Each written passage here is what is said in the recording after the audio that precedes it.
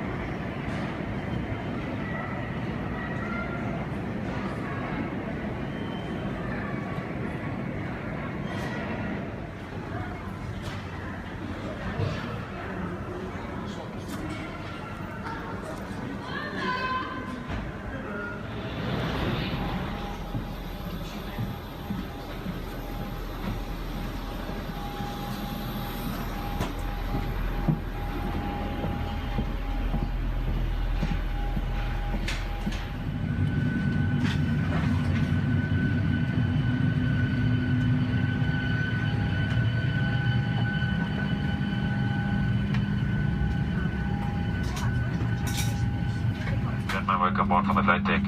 My colleague Tanya Zhao, mein Name ist Michael Wetterich. We are ready now, just missing some more passengers with bags today, so we have to search for those bags.